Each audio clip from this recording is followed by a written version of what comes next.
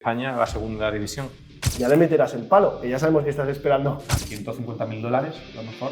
Viene a destruir el 99% de holdings. Siempre nos encontramos con cisnes negros. Según me conviene. Según recaude.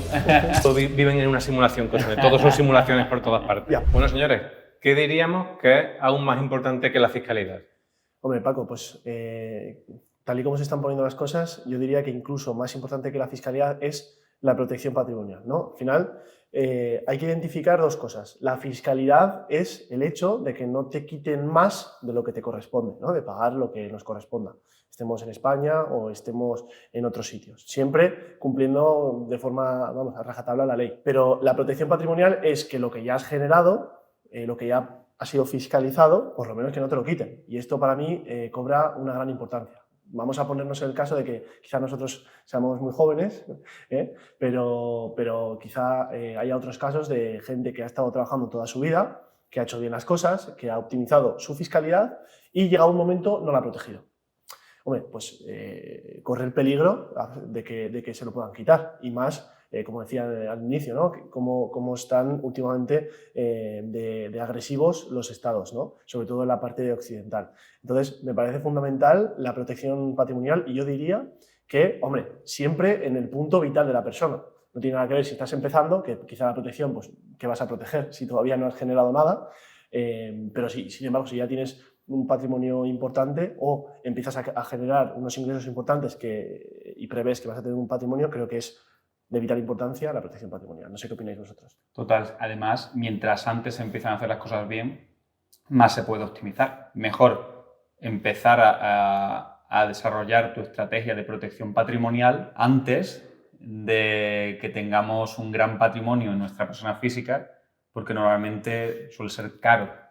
Si no hemos empezado desde el principio, suele ser caro protegerlo. Y con lo que decía sobre que es muy importante porque los estados cada vez son más voraces, además de eso, yo diría que en una vida humana siempre nos encontramos con cisnes negros. Siempre nos encontramos con situaciones extraordinarias que pueden hacer peligrar el patrimonio y el resultado de los esfuerzos que hemos hecho durante nuestra vida. No solamente puede venir un estado, puede venir pues, una denuncia, en ocasiones puede ser falsa, podemos ocasionar un daño no intencionado que acarree una serie de responsabilidades. En definitiva, el por qué se debe de proteger el patrimonio yo creo que es una cuestión de legado. O sea, creo que el legado en una vida es muy importante y protegerlo es fundamental, ¿no? Porque al final en parte es, oye, ¿qué vamos a dejar una vez que pasamos por aquí? ¿Vale? ¿Y para quién diríamos que puede ser la protección patrimonial? O sea, ¿es algo para todo el mundo, para todas las actividades, para alguien que esté empezando ya, tenemos que estar pensando en protección patrimonial? Yo creo que no es algo que choque. O sea, yo creo que al final, si se está empezando, quizá la prioridad no sea la protección patrimonial. O sea, es verdad que nos han venido, bueno, al final hemos tenido clientes que, joder, es vital la protección patrimonial, pero ¿qué se va a proteger? Pues no es tanto. Entonces ahí hay que, bueno, quizá decir, no hay que pensar en una estructura que contemple de forma prioritaria la protección patrimonial, hay que pensar en una estructura que priorice que los ingresos tengan una fiscalización baja. Pero, claro, siempre mirando la protección patrimonial. Para mí es fundamental, ¿no? Sobre todo en relación a lo que decía Alberto, trabajar toda una vida para que... Y es que me pongo en el caso de Venezuela. Yo creo que es el que más cercano, por las relaciones que tenemos como españoles y venezolanos, ¿no? Dentro de lo que es la Hispanoamérica. Joder, nos hemos dado cuenta de que hay muchas personas que han construido un legado y un patrimonio, y de buenas a primeras se han levantado un día y no existía eso. O sea, no existía. De hecho, está contagiando el tema este que has dicho Venezuela. Me he acordado de dos clientes que hemos tenido en consultoría recientemente, uno de Colombia y otro de Ecuador, que estaban contactando con nosotros para crear una estructura, en este caso en España, pero con la idea de proteger el patrimonio que han creado, bueno, en este caso en Ecuador y en Colombia. Porque pensemos que al final si somos un ciudadano de Colombia o de Ecuador que tiene allí una empresa y el gobierno decide de un día a otro expropiar, te lo expropias sin miramiento.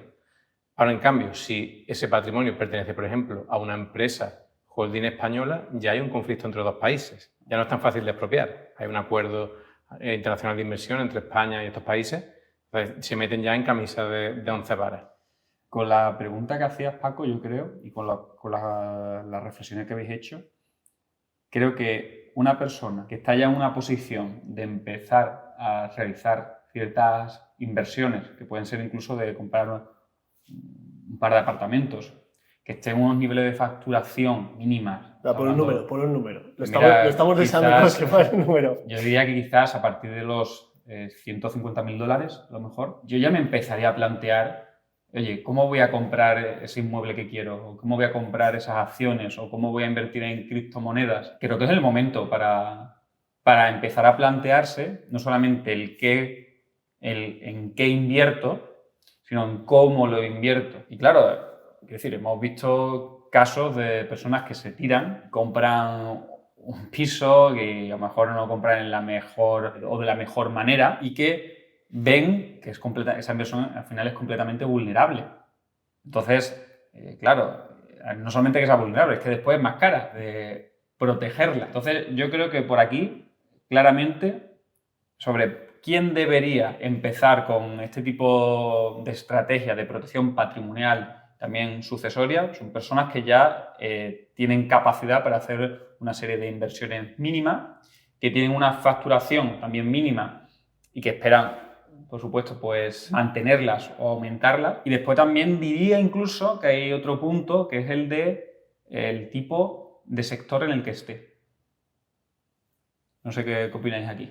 Sí, lógicamente no es lo mismo tener una frutería o dedicarte a alquilar inmuebles, que eso raramente te va a suponer una demanda civil, por ejemplo, que estar en una actividad un poco más de riesgo, ¿no? Estar mejor un tema financiero o hacer algún tema profesional que la puedes liar. Incluso un asesoramiento profesional mal dado puede generar en un momento dado responsabilidad civil. O, no digamos ya si, por ejemplo, somos un profesional sanitario y te mandan por haber hecho mal un diagnóstico o una operación quirúrgica. Entonces, hay un artículo en el Código Civil que da bastante miedo, que es el 1911, que dice que respondes con tus bienes presentes y futuros. Pues si te ocurre algo y Dios no lo quiera, pues te van a atacar con lo que tengas ahora y lo que tengas en el futuro. Entonces, ¿qué podemos hacer en ese caso para evitar esto? Yo diría que un escenario previo sería tener un buen seguro que pueda cubrir nuestras responsabilidades en el caso de que algo ocurra. Eso sería como el punto de partida inicial, ¿no? Sin crear ningún tipo de estructura ni nada. Se me ocurre también un pequeño paso más, que es esta figura que tenemos en España de el emprendedor de responsabilidad limitada, que bueno, una figura que no tuvo mucho éxito, porque todo lo que inventamos en España al final no tiene éxito porque intentamos inventar la rueda, pero al final lo que trata es de proteger a un autónomo como si fuera una SL. ¿Y qué es lo que se le protege? Se le protege su vivienda habitual, con una serie de limitaciones, no cualquier importe, y también los activos que se necesitan para desarrollar la actividad.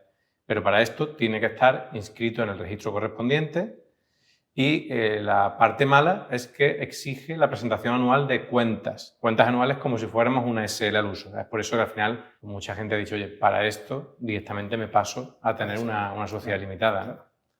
Podríamos que sería un paso previo, ¿no? Ya entramos en sociedad limitada, por ejemplo. Bueno, pues sociedad limitada, bueno, hay un montón de vehículos jurídicos para proteger el patrimonio. Yo quiero aclarar una cosa, que mucha gente dice, bueno, yo tengo un holding. Y realmente... ¿Dónde?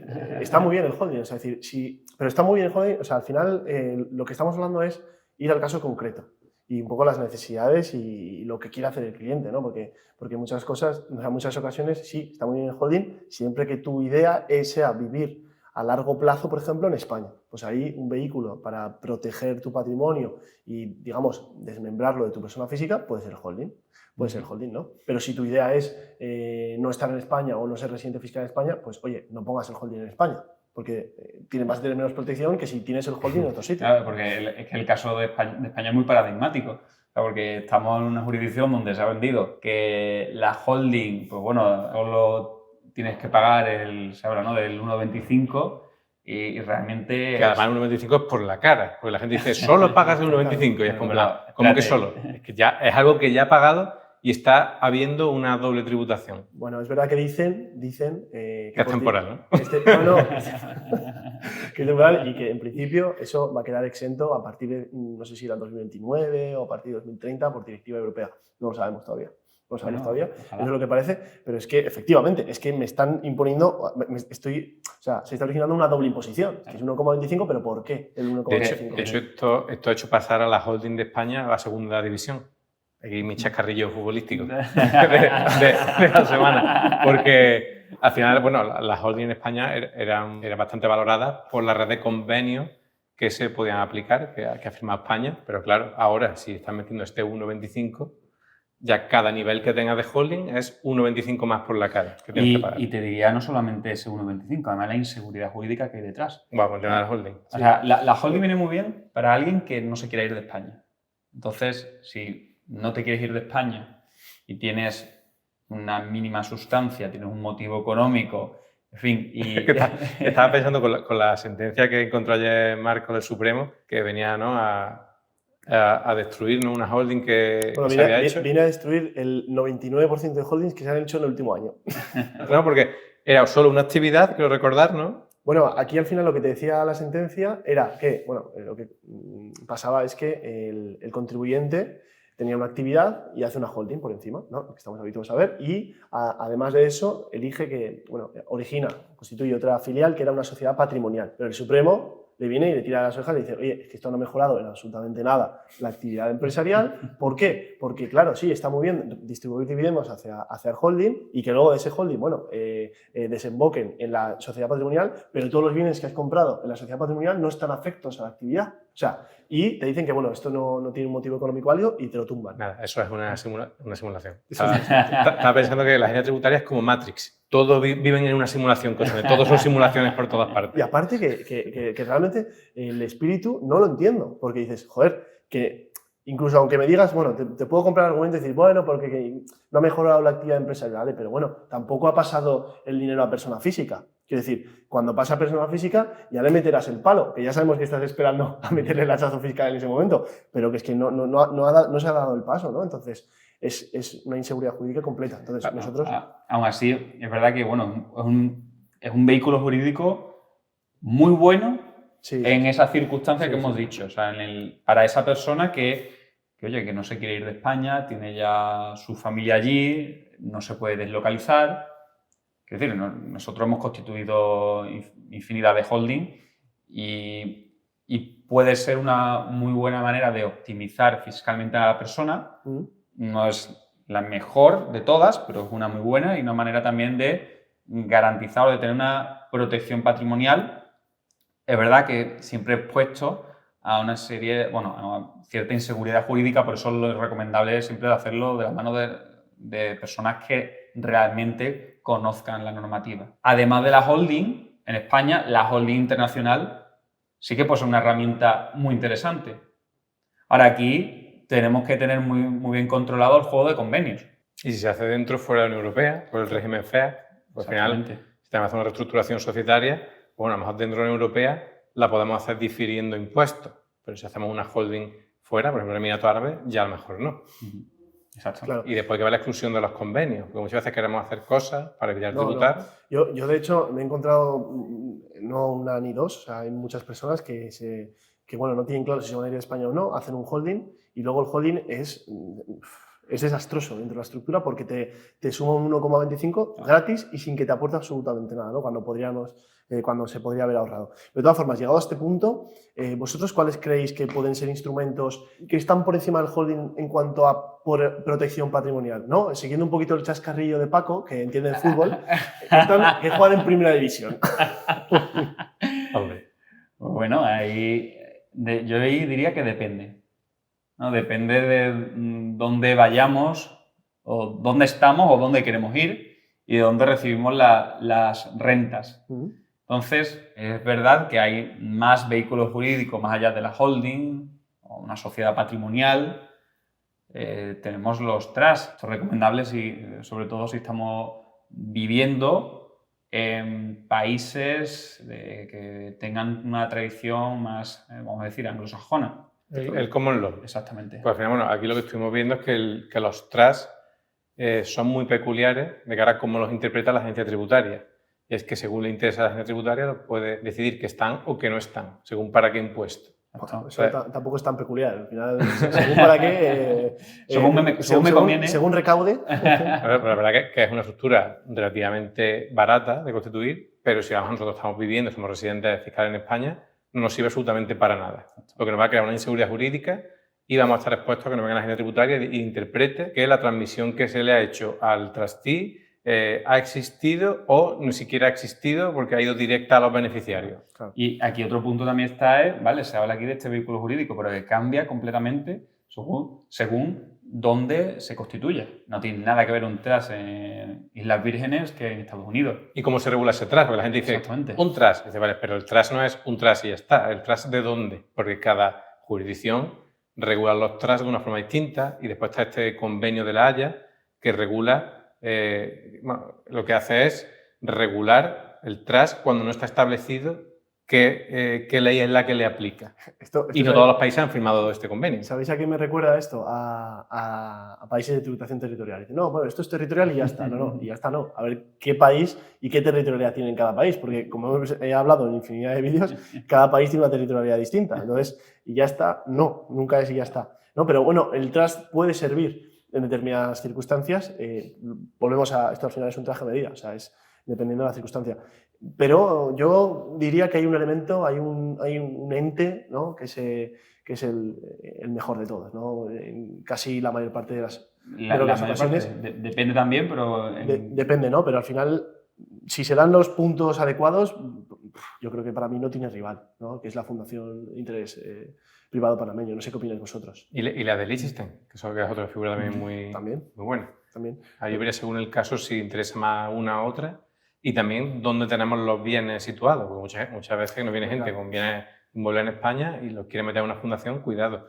Ahora, que hace una semana salió la ley la propuesta de ley del PSOE, que quiere poner el impuesto del 100%, que es como otro impuesto de transmisiones patrimoniales, cuando se transmite un bien inmueble o un derecho, como sea un derecho de usufructo o de arrendamiento, a un extranjero, que puede ser una persona física o jurídica extranjera. Y aquí estamos hablando de una persona jurídica extranjera. Claro, pero eso ya es más parte de la fiscalidad. O sea, en cuanto a protección patrimonial, es verdad que te da un extra de protección. Es decir, no, al final es un mecanismo que es único en el mundo. Y que, joder, no olvidemos que está en Panamá. Es que, joder, muchas veces Panamá lleva dedicándose a la protección patrimonial y la optimización fiscal casi como Estado desde tiempos inmemorables, ¿no? Entonces, bueno, al final, a mí me parece una herramienta muy peculiar y muy compleja, ¿no? No sé qué opináis, y hay veces que incluso puede tener un coste fiscal, pero en cuanto a protección patrimonial...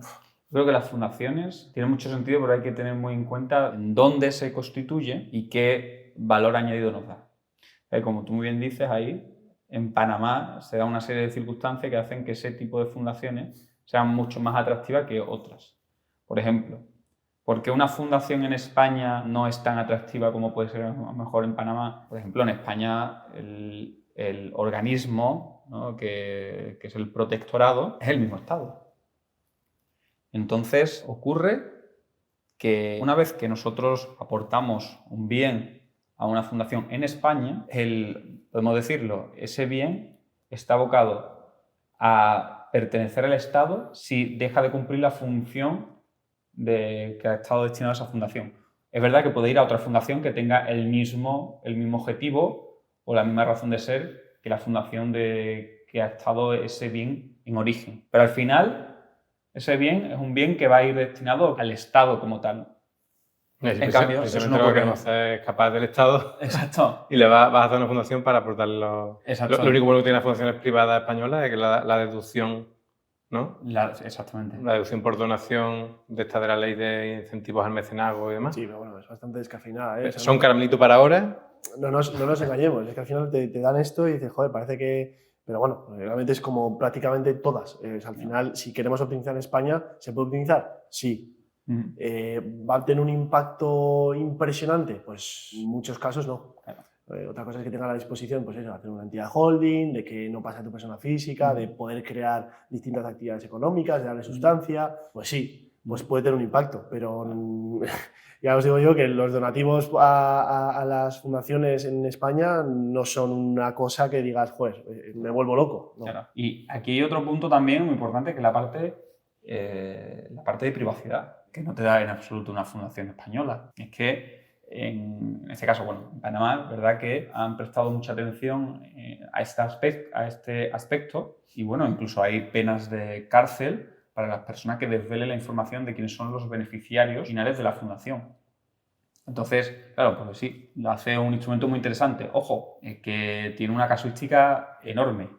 No es un juguete, precisamente. Claro. O sea, es que la fundación me gusta, sí. El tema está en que la fundación se puede convertir incluso en algo contraproducente para nosotros si no sabemos usarla. Porque según qué tipo de movimientos hagamos, es que podemos estar pagando muchísimo más. Claro. O sea que, claro, aquí me hago una fundación, vale. ¿Cómo la vas a usar? ¿Cuál es el destino final de esa fundación? ¿Qué es lo que quieres? ¿Quieres guardar el legado familiar? Vale, sí, puede ser la fundación, un trust, vale. Pero ¿dónde van a vivir tus hijos?